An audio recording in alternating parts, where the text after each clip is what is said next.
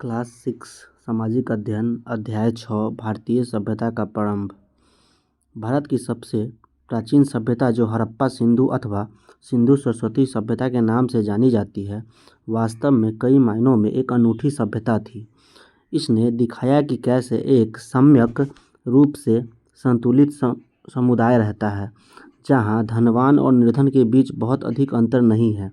संक्षेप में, हड़प्पा के सामाजिक परिदृश्य में शोषण नहीं बल्कि आपसी सामंजस्य दिखाई देता है। बीबी लाल का स्टेटमेंट है।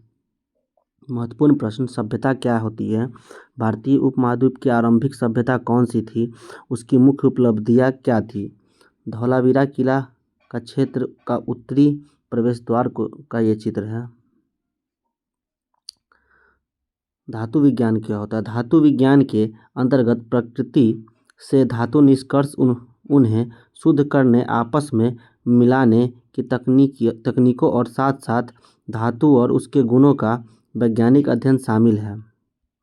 सभ्यता क्या है?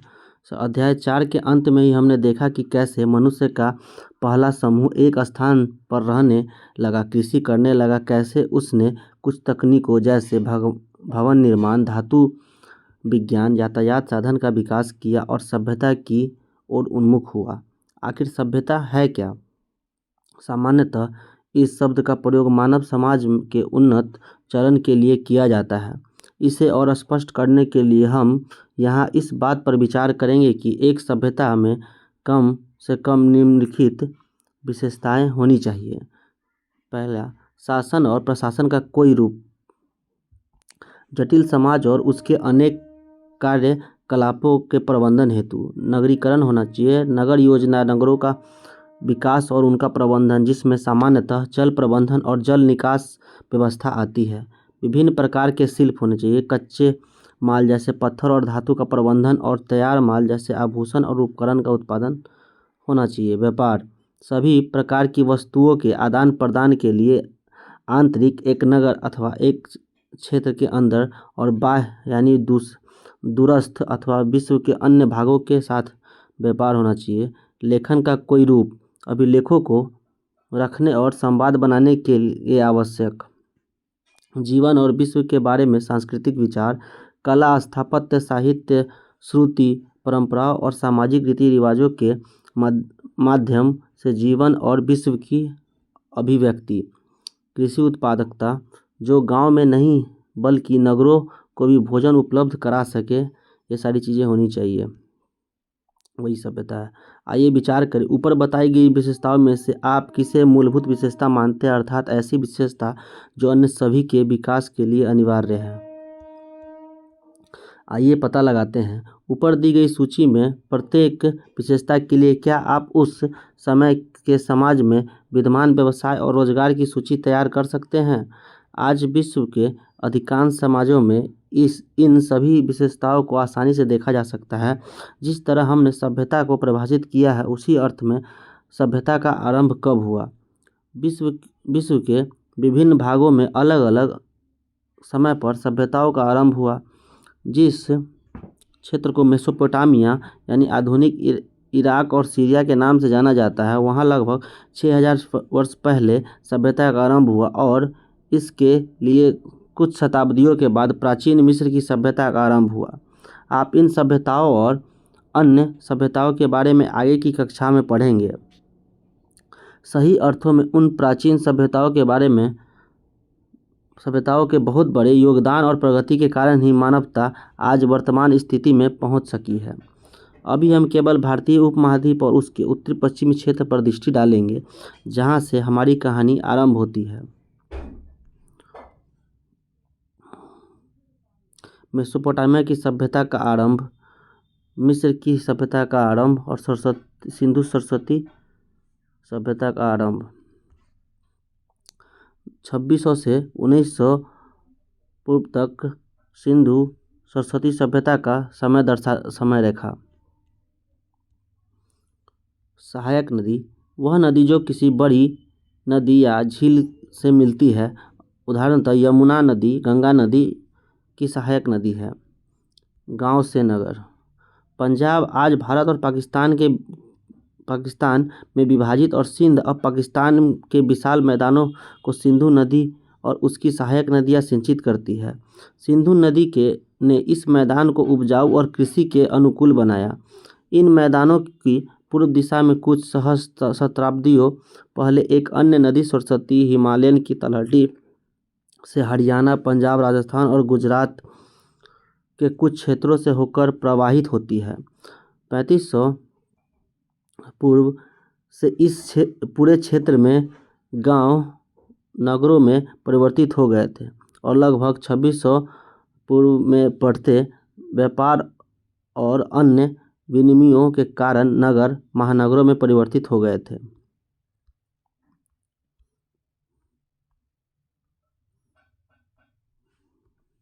इस सभ्यता को पुरातत्ववेदों ने सिंधु सभ्यता, हड़प्पा सभ्यता अथवा सिंधु सरस्वती सभ्यता जैसे नाम दिए। हम इन सभी नामों का प्रयोग करेंगे। इस सभ्यता के निवासियों को हड़प्पाई या हड़प्पावासी कहते हैं। यह विश्व की सबसे पुरानी सभ्यताओं में से एक है। इस विकास प्रक्रिया को भारत का पहला नगरीकरण भी कहा जाता है। का गेंडोर जगह का है। ध्यान रखिए, वर्तमान में इस सभ्यता के निवासियों को हड़प्पाई या हड़प्पावासी क्यों कहते हैं? इसका सीधा सा उत्तर है कि लगभग एक शताब्दी पहले यानी 1920 से 21 में हड़प्पा, आज के पाकिस्तान का पंजाब, इस सभ्यता से संबंधित पहला उत्खनित नगर था। सिंधु सरस्वती सभ्यता की कुछ प्रमुख बस्तियों का मानचित्र है। पर्वत श्रृंखलाओं द्वारा बनी प्राकृतिक सीमाओं को देखिए जो भूरे रंग में है। सिंधु सभ्यता के क्षेत्र को देखिए। धौलावीरा, खिरसारा, नागेश्वर, लोथल, बंगासरा, नागवाड़ा, चनहुदरो, बालाकोट, मोहनजोदारो, लखनजोदारो, डाबरकोट, मूसाखेल, मांडा, रूपनगर, राखीगढ़ी, फरमाना, भिराना, करनपुरा, बनवाली, कालीबंगा, गनेरीवाला, हड़प्पा। ये सिंधु नदी है। सिंधु नदी अरावली श्रेणी है। यहाँ ये सुलेमान श्रेणी है, हिंदू कुश श्रेणी है और हिमालय श्रेणी है। सुरतगुई। इस सभ्यता के कुछ प्रमुख नगरों को मानचित्र में दर्शाया गया है। क्या आप कक्षा में गतिविधि के माध्यम से इन दर्शाए गए नगरों को अगले पृष्ठ पर दी गई तालिका में दिए गए आधुनिक राज्यों अथवा प्रदेशों के साथ मिलान कर सकते हैं?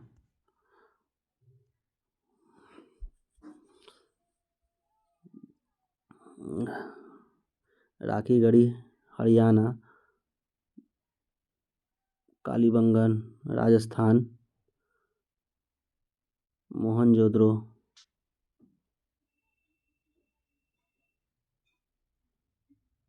सिंध, हड़प्पा पंजाब में हो जाएगा और ये धौलावीरा गुजरात। सरस्वती नदी मानचित्र में सिंधु और उसकी 5 सहायक नदियों को दर्शाया गया है। मोहनजोदड़ो और हड़प्पा जैसे इन नदियों के किनारे विकसित हुए हैं। सरस्वती नदी, जिसे आज भारत में घग्गर और पाकिस्तान में हाकरा, अतः इसे घग्गर हाकरा भी कहा जाता है, के नाम से जाना जाता है, के किनारे भी अनेक पुरातत्व मिले हैं। आज यह एक मौसमी नदी है जो मात्र वर्षा ऋतु के दौरान बहती है। सरस्वती नदी का वर्णन सबसे पहले प्राचीन ग्रंथ ऋग्वेद में मिलता है। इसके बारे में हम अध्याय 7 में पढ़ेंगे। ऋग्वेद में सरस्वती को एक देवी और पर्वत से निकलकर समुद्र तक बहने वाली एक नदी दोनों रूपों में पूजा गया है। बाद के ग्रंथ में इस नदी को सूखने और अंततः लुप्त हो जाने का वर्णन मिलता है। नगर योजना हड़प्पा और मोहनजोदड़ो जो अब पाकिस्तान में है, इस सभ्यता के सबसे पहले 2 नगर है जिसकी खोज लगभग एक शताब्दी पूर्व यानी 1924 में की गई थी। सिंधु नदी के मैदानों में बहुत से पुरास्थल मिले हैं जिसके कारण इस सभ्यता को आरंभ में सिंधु घाटी सभ्यता कहा गया। बाद में अन्य प्रमुख नगर जैसे धौलावीरा जो कि गुजरात में, राखीगढ़ी जो कि हरियाणा में, गनेरीवाल जो कि पाकिस्तान के चोलिस्तान मरुस्थल में है और सैकड़ों छोटे स्थलों जैसे गुजरात में लोथल मिला है की खोज की गई एवं कुछ की खुदाई भी की गई। इस प्रकार की खोज आज भी जारी है। यह रोचक है कि सरस्वती नदी की द्रोणी यानी बेसिन में न केवल दो महानगर राखीगढ़ी और गनेरीवाल आते हैं, बल्कि छोटे छोटे अनेक नगर हरियाणा में फरमाना है, राजस्थान में कालीबंगा और कुछ अन्य नगर हरियाणा के दो नगर भिराना और बनावली भी आते हैं। निसंदेह मानचित्रों में दिए गए क्षेत्र में पुरास्थलों की सघनता स्पष्ट दिखती है। आइए विचार करें। आपने सिंधु घाटी सभ्यता के बारे में सुना होगा और आपने इस बात पर ध्यान दिया होगा कि हमने इसका प्रयोग क्यों नहीं किया। मानचित्र में दृष्टि डालें तो हम पाएंगे कि घाटी शब्द का अब इस्तेमाल नहीं करते, क्योंकि अब हम जानते हैं कि यह सभ्यता सिंधु क्षेत्र से बहुत आगे तक फैली हुई थी। किलेबंदी आमतौर पर सुरक्षात्मक उद्देश्य से किसी बस्ती या नगर के चारों ओर बनाई गई एक विशाल दीवार किलेबंदी होती है। अभिजात वर्ग कौन थे? यहाँ यह शब्द समाज के उच्च स्तर जैसे शासक, अधिकारी, प्रशासक और प्रायः पुरोहित या पुजारी को संदर्भित करता है। अधिकांश हड़प्पा सभ्यता के नगर सुनियोजित योजना के अंतर्गत निर्मित किए गए थे। उन नगरों में चौड़ी सड़कें जो सामान्यतः चारों दिशाओं की ओर उन्मुख होती थी। अधिकांश नगरों के चारों ओर किलेबंदी की गई मिलती है और नगर के दो विशिष्ट भाग मिलते हैं। ऊपरी नगर और संभवतः अभिजात वर्ग के लिए लोग रहते हैं, जो कि निचला नगर जहाँ साधारण लोग रहते थे। कुछ बड़े भवनों का उपयोग सामूहिक उद्देश्यों के लिए किया जाता था, उदाहरणतः गोदाम जहां परिवहन किए जाने वाली वस्तुओं को रखा जाता था।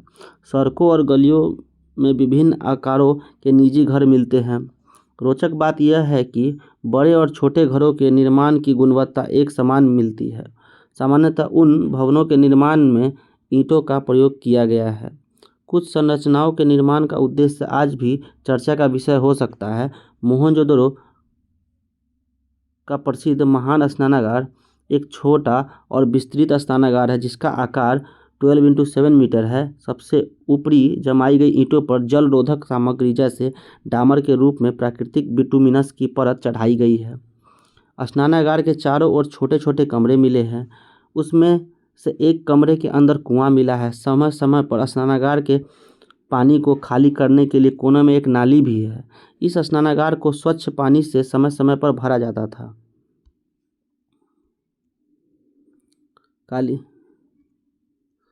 ये ऊपर जो चित्र है इसकी बात कालीबंगा राजस्थान के निचले नगर में एक चौड़ी सड़क को यहाँ पर दर्शाया गया है। और ये धौलावीरा मध्य नगर के आवासीय क्षेत्र की लंबवत गलियों या सड़कें। धौलावीरा में 3 अलग अलग क्षेत्र थे, न कि अन्य नगरों की तरह 2 क्षेत्र।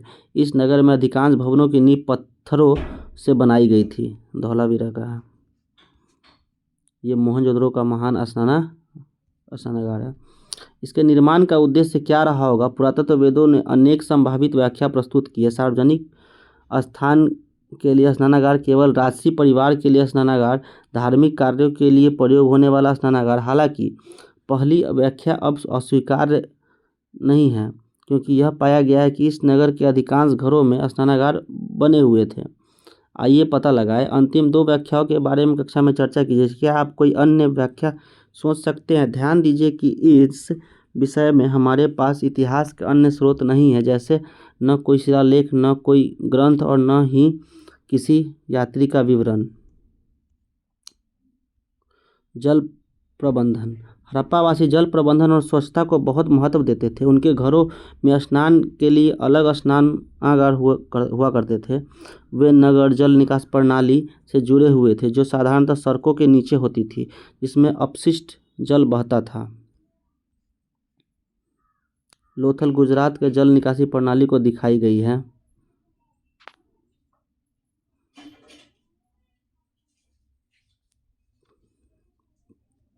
जलाशय क्या होता है? विशाल प्रकृति या कृत्रिम स्नान जहाँ जल का भंडार किया जाता है। मोहनजोदड़ो में लोग ईंटों से बनाए कुओं से पानी निकाला करते थे, किंतु अन्य क्षेत्रों में तालाब, पास के झरनों अथवा मानव निर्मित जलाशयों से पानी लेते होंगे। धौलावीरा में गुजरात में कच्छ के रण में 73 मीटर लंबा सबसे बड़ा जलाशय मिला। आइए पता लगाएं।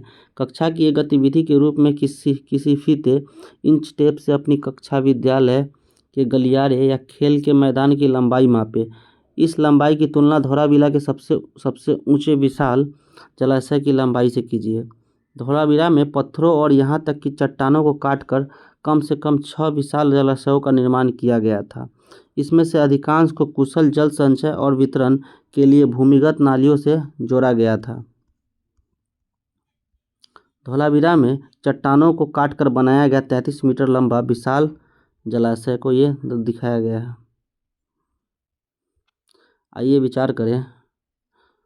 जलाशयों के इस प्रकार के निर्माण के लिए आवश्यक श्रमिकों की बड़ी संख्या के बारे में सोचिए। आपके विचार से अनेक कार्यों को सुनियोजित करने के लिए निश्चित निर्देश किसने दिए होंगे? आपके विचार में उन्हें उनकी मजदूरी के लिए भुगतान कैसे किया गया होगा?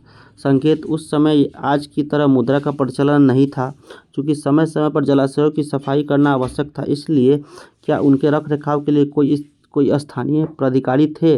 इस नगर के शासक और नगर प्रशासक के बारे में इससे हमें क्या संकेत मिले हैं? कल्पना कीजिए और अपने शिक्षक के साथ चर्चा कीजिए। पुरातत्ववेत्ता भी इन प्रश्नों के बारे में चर्चा करते हैं और उनके उत्तर सदैव निर्णायक नहीं होते। दलहन क्या होता है? फसलों की श्रेणी जिसमें सेम, मटर के दाने और दालें सम्मिलित हैं। हड़प्पा वासियों का आहार। हड़प्पा वासियों ने अपनी अनेक बस्तियां बड़ी और छोटी नदियों के किनारे बसाई थी। यह सिर्फ जल स्रोतों तक आसानी से पहुंचने के लिए नहीं, बल्कि कृषि की दृष्टि से भी एक औचित्यपूर्ण विकल्प रहा होगा, क्योंकि नदियां अपने आसपास की भूमि को उपजाऊ बनाती है। पुरातात्विक खोज यह दर्शाते हैं कि हड़प्पावासी दलहन और अनेक किस्म की सब्जियों के अतिरिक्त जौ, गेहूँ, कुछ मोटे अनाज, बाजरा और कभी कभी धान जैसे अनाज की खेती करते थे। यूरेशिया में कपास उगाने में भी वे सर्वप्रथम थे, जिसका उपयोग वे कपड़ा बुनने में किया करते थे। उन्होंने हल सहित खेती के कई उपकरण बनाए, जिसमें से कुछ का उपयोग आधुनिक समय में भी किसानों द्वारा किया जाता है। मिट्टी के निर्माण हल का लघु प्रतिरूप दिया गया, हरियाणा में बनावली से प्राप्त से हुआ है। यह गहन कृषि गतिविधि सैकड़ों छोटे ग्रामीण स्थलों अथवा गांवों द्वारा संचालित की जाती थी। अभी की तरह तब भी ग्रामीण क्षेत्रों से पर्याप्त कृषि उपज प्रतिदिन उपलब्ध होने पर ही नगर जीवित रह सकते थे। हड़प्पा वासियों ने मांस के सेवन के लिए अनेक पशुओं को पाला और मछलियों के लिए नदियों एवं समुद्रों पर निर्भर थे। खुदाई में बड़ी संख्या में पाई गई पशुओं की हड्डियों और मत्स्य जीवन से इसका पता चलता है। हड़प्पा वासियों के खाना पकाने के पात्रों में क्या होता था? मिट्टी के पात्रों की वैज्ञानिक जांच से कुछ प्रश्नों के उत्तर मिले हैं, जिससे प्रत्याशित दुग्ध उत्पादन और अप्रत्याशित, जैसे हल्दी, अदरक और केले, दोनों प्रकार के अवशेष हैं। स्पष्ट है कि उनके भोजन में बहुत विविधता थी। आइए पता लगाएं। मान लीजिए कि आप हड़प्पा के घर में खाना पकाते हैं। आप ऊपर दी गई जानकारी के आधार पर कौन सा व्यंजन बनाएंगे? सक्रिय व्यापार।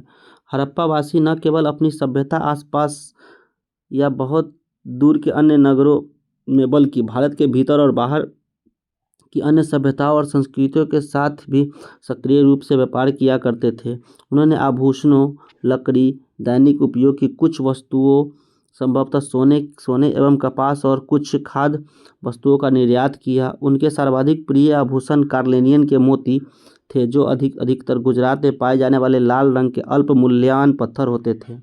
हड़प्पा के कारीगरों ने उसमें छेद करने की तकनीकी भी विकसित की थी, ताकि धागे को डालकर उसे तरह तरह से सजाया जा सके। उन्होंने शंखों से बहुत सुंदर चूड़ियाँ भी बनाई। शंख का खोल सख्त होता है, अतः उन चूड़ियों को बनाने के लिए परिष्कृत तकनीकी की आवश्यकता भी होगी। यह स्पष्ट नहीं है कि हड़प्पा वासियों ने निर्यातित वस्तुओं के बदले में किस वस्तु का आयात किया। संभवतः यह तांबा हो सकता है, क्योंकि यह धातु सामान्यतः उनके पास बहुतायत में उपलब्ध नहीं थी।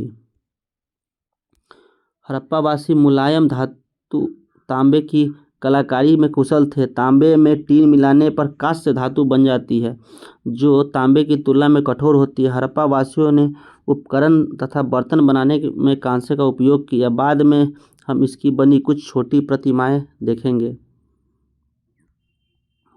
हड़प्पा का हाथी दांत का कंघा, जो ओमान के तट पर पाया गया है, लगभग 7 सेंटीमीटर लंबा है। सूसा, वर्तमान ईरान में खुदाई से प्राप्त कार्लेनियन ये मनके हैं। बीड्स। उन्होंने इस तरह के व्यापार को संचालित करने के लिए स्थल मार्ग एवं नदियों तथा अधिक दूरवर्ती गंतव्यों के लिए समुद्री रास्तों का उपयोग किया। यह भारत की प्रथम गहन समुद्री गतिविधि थी। वास्तव में गुजरात और सिंध के तटवर्ती क्षेत्रों में कई हड़प्पा बस्तियां स्थित है। गुजरात में स्थित एक लघु बस्ती लोथल में आश्चर्यजनक रूप से 217 मीटर लंबाई और 36 मीटर चौड़ाई का एक विशाल बेसिन पाया गया है। इसकी लंबाई फुटबॉल के मैदानों से थोड़ी अधिक है। इस बेसिन में बंदरगाह जैसी संरचना अवश्य रही होगी, जिसका इस्तेमाल नावों के माध्यम से वस्तुओं के आयात और निर्यात के लिए किया जाता होगा।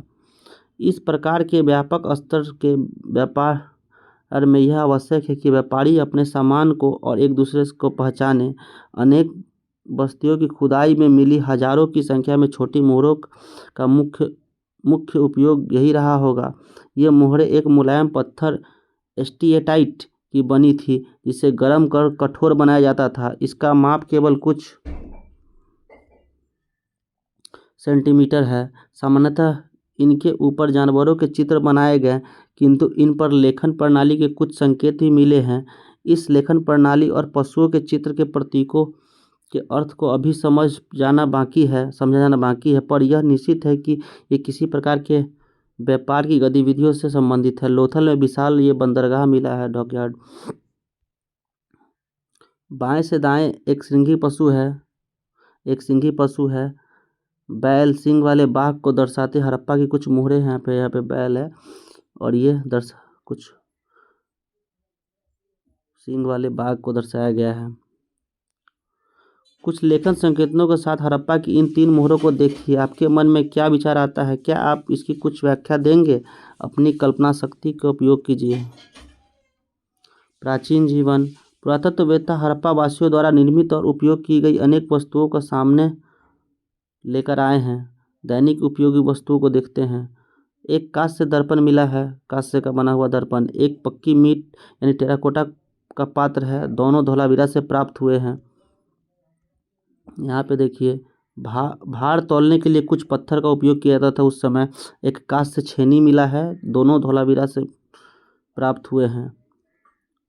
यहाँ देखिए, 25 सेंटीमीटर की लंबाई वाले एक पत्थर पर उकेरा गया खेल बोर्ड है, यहाँ पे धौलावीरा से प्राप्त हुआ। लगभग 4 सेंटीमीटर बनी मिट्टी की सीटी यहाँ पे सीटी है, जो करणपुरा राजस्थान से प्राप्त हुआ। हड़प्पा वासियों ने वयस्कों और बच्चों दोनों के मनोरंजन के लिए अनेक खेल तैयार किए। यहाँ देखिए, एक छोटी मूर्ति जिसे प्रायः पुरोहित राजा कहा जाता है। यद्यपि यह मामूली नहीं है। यह प्रतिमा किसकी है? स्वास्तिक दर्शाती हुई मुहर है। यहाँ पे शक्तिशाली पशुओं से घिरे ऊंचे स्थान पर बैठी त्रिमुखी देवता को यहाँ पे दर्शाया गया है, मुहर है। सांस्कृतिक और प्रक्रियात्मक वस्तुएं हैं। यहाँ पे देखिए, मोहनजोदाड़ो से प्राप्त नर्तकी की मूर्ति मिली है। एक लघु कांस्य प्रतिमा मिली है, 10.8 सेंटीमीटर ऊंची है। ये नमस्ते की मुद्रा में बैठे एक पक्की मिट्टी टेराकोटा की मूर्ति है। ये नमस्ते की मुद्रा बैठी हुई है। एक पात्र पर प्यासे कौवे की कहानी को दर्शाता यहाँ पे ये चित्र है, जिसमें वह पात्र के निचले हिस्से से जल को पीने के लिए एक चतुर तरीका निकालता है। लोथल से ये प्राप्त हुआ है। पृष्ठ 100 और 101 पर दर्शाई गई वस्तुओं या इन अध्याय में चित्र अन्य वस्तुओं को देखते हुए आप क्या उन गतिविधियों और जीवन के पक्षों का पता लगा सकते हैं जो हड़प्पा वासियों के लिए महत्वपूर्ण थे? आइए पता लगाएं। लोथल के पात्र पर दर्शाई गई कहानी को पूरा कीजिए। आपके विचार से इस कहानी को 4000 से अधिक वर्षों से क्यों याद किया जाता रहा है? नर्तकी की लघु प्रतिमा पर विचार कीजिए। इस लघु प्रतिमा की भाव भंगिमा को आप क्या समझते? पूरी बाँह से ढकने वाली उनकी उन चूड़ियों को ध्यान से देखिए, जो गुजरात और राजस्थान के क्षेत्रों में अभी भी महिलाएं पहनती है। इस अध्याय में आपने और कहाँ पर इस तरह की चूड़ियाँ पहनने को चिन्हित किया? इससे हमें क्या निष्कर्ष निकालना चाहिए? अंत अथवा नई शुरुआत। 1900 ईसा पूर्व के आसपास इस सिंधु सरस्वती सभ्यता की सभी उपलब्धियों के बावजूद उसका हर्ष हो गया, यानी इसके नगर एक के बाद खाली होते गए। यदि कोई निवासी वहाँ रहे भी तो उन्होंने परिवर्तित वातावरण में ग्रामीण जीवन शैली को अपनाया। ऐसा प्रतीत होता है कि पूर्ववर्ती सरकार या प्रशासन अब विद्यमान नहीं रहा। धीरे धीरे हड़प्पावासी हजारों नहीं तो सैकड़ों की संख्या में छोटी छोटी वस्तुओं के रूप में बिखर गए। आइए विचार करें, हड़प्पावासी ग्रामीण बस्तियों में लौट गए, किंतु किसी नगरीय जीवन शैली की तुलना में ग्रामीण जीवन शैली भोजन और जल तक सहज पहुंच प्रदान करती है। तब से लेकर अब तक नगर भोजन और कभी कभी जल आपूर्ति के लिए गांवों पर निर्भर रहते हैं। इस सभ्यता के पतन के क्या कारण थे? पुरातत्ववेदाओं ने इसके अनेक कारण बताए हैं। बहुत समय पहले यह सोचा गया कि युद्ध या आक्रमण ने इन नगरों का विध्वंस किया होगा, लेकिन युद्ध या आक्रमण के कोई निशान नहीं मिले। यहाँ तक कि प्रमाणों की बात है तो हड़प्पा वासियों ने वास्तव में कभी कोई सेना या युद्ध से हथियार नहीं रखे। यह अपेक्षाकृत एक शांतिपूर्ण सभ्यता प्रतीत होती है। वर्तमान में दो कारणों पर सहमति है। पहला, 2200 में पूर्व से विश्व को अत्यधिक प्रभावित करने वाले जलवायु संबंधी परिवर्तनों से वर्षा में कमी और शुष्कता की स्थिति उत्पन्न हुई। इससे कृषि कार्य के अधिक कठिन बनाया होगा और नगरों की ओर खाद्य आपूर्ति की कमी हो गई होगी। दूसरा, सरस्वती नदी का मध्य बेसिन सूख गया। वहाँ कालीबंगा और बनावली जैसे नगर अचानक छोड़ दिए गए। इसमें अन्य कारण भी रहे होंगे, लेकिन ये दो कारण हमें याद दिलाते हैं कि हम अपने कल्याण के लिए अपनी जलवायु और पर्यावरण पर कितने निर्भर हैं। यद्यपि नगर लुप्त हो गया, लेकिन हड़प्पा की संस्कृति एवं प्रौद्योगिकी अधिकांश बची रही और यह भारतीय सभ्यता के अगले चरण में पहुंच गई, जिसके बारे में हम अगले अध्याय में पता करेंगे। आगे बढ़ने से पहले, सिंधु हड़प्पा या सिंधु सरस्वती सभ्यता विश्व की प्राचीनतम सभ्यताओं में से एक है। हड़प्पा वासियों ने कुशल जल प्रबंधन, विविध शिल्पों और सक्रिय व्यापारों के साथ सुनियोजित नगरों का निर्माण किया। उपजाऊ कृषि से नगरों को विभिन्न प्रकार की फसलें प्राप्त हुई। इस सभ्यता का जलवायु संबंधी और पर्यावरणीय परिवर्तनों के कारण अंततः ह्रास हो गया, लेकिन लोग ग्रामीण जीवन शैली की ओर लौट गए। प्रश्न, क्रियाकलाप और परियोजनाएं यहाँ पे दी हुई है।